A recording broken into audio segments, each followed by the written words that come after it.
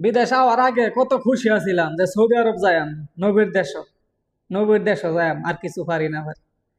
নবীর দেশের মানুষ কত ভালা, কত কি ওকর সব ভুল, ওকে সব মিছা কথা। ঠিক আছে, নবীর দেশ আসিন মনে হয় আগে, কিন্তু এখন আর নাই। ঠিক আছে, এখন এই দেশটা যেমন হাহাকার, এই যে মরুভূমি সৌদি আরব, হাহাকার, মনে হয় যে দেশের কোনো প্রাণ নাই। এই দেশের মানুষ এমন খালি বড় বড় সাদা পাঞ্জাবি পরে, কিন্তু একবার ভিতরটা বর্তমানে পাত্তরের চাইতে খারাপ। 48 ডিগ্রি রোদের মধ্যে কাম করা হাইরা টেহা দেয় না, টেহা মাইরা দে। হাজার হাজার আছে, অভাব নাই, টেহা মাইরা দে। 48 ডিগ্রি রোদের মধ্যে কাম করা, টেহা মাইরা দিব। 2 মাস 6 মাস কাম করে বেতন দিত না ঠিক মতো। একটু কামের 19-20 হইব, উল্টা পাল্টা হুমানে বেতন খাবো, যে যেন বেতন আইব 1000 টাকা, একটু বলেবো ঠাস করে 200-300 কাটটা দিব। এই মানুষটা কেমনে চলবো? আসেন 100 নবীর দেশ। এগুলা মানে দেশটা যদি কেউ ফোন দে, জিগা যে কি অবস্থা, আছি ভালোই আছি, তোর কপালটা বালা, সৌদি আরব গেছো, মানে এই কথাটা শুনলে যে এখন মেজাজটা খারাপ হয়।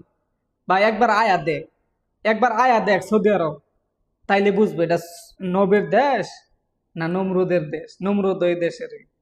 আচ্ছা যাই হোক, এত হাদিসের নিচে যায় লাভ নেই। তো বর্তমানে সৌদি আরব নাই বলতে কিছু নাই, যত মানে সবকিছু এভরিথিং আছে। এখানে আগের দেশ আর নাই। এই যে আগে মনে করেন মুরব্বীরা, আঙ্গর মুরব্বী যারা আছে, চাচা জেঠা খালু, হেরা বিদেশ করে গেছে, সেই বিদেশ আর নাই। হেরা কিন্তু এখনো হেই গান হয়ে গেছে, রাস্তাতে হাঁটতে গেলে সৌদিরা ডাক দে টেহা দিয়া দে। হেগর গপ্প মুহের মধ্যে মানে এখনো সেই কথা আছে, কিন্তু বাস্তবে বর্তমানে তা নাই। ঠিক আছে, বর্তমানে ফাললে টেহা মাইরা দে। 48 ডিগ্রি রোদের মধ্যে কাম করায়া টেহাটা দে মাইরা।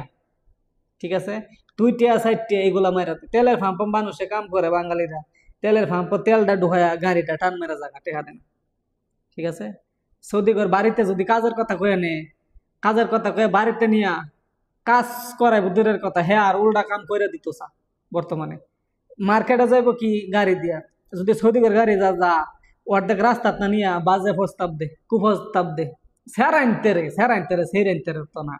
আর বাঙালি সেরেন যদি বেটেন যদি বাসা বাড়িতে কাজ করে, আছে ভালো আছে খারাপও আছে, কিন্তু বর্তমানে আমার দেখা মতে 90% খারাপ, 10% ভালো আছে।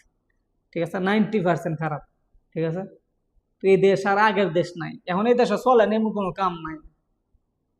চলে না বলতে এমন কোনো কাম নাই, খালি সাদা পাঞ্জাবি কিনতে ঘুরে যা, তো বিত্তে আর সাদা নাই, বইরা আর জন নাই, বাপ আর পুত নাই। মানে কি একটা অবস্থা যে দেশটা, মানে মনে হয় যে একটা হাহাকার, দেশের কোনো প্রাণ নাই সোজা কথা। এখন কবেন আপনি থাকেন কে, পরিস্থিতির শিকার।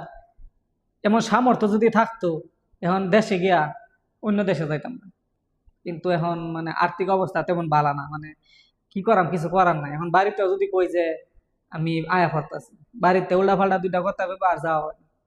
তো এই দেশ আসলে কোনো মানুষের মন টিহে না, এই দেশের ইয়া বালা না, কিন্তু মানুষ এখন না থেকে কেরবো, যারা আইছে এরা বিপদ হয়ে থাকে।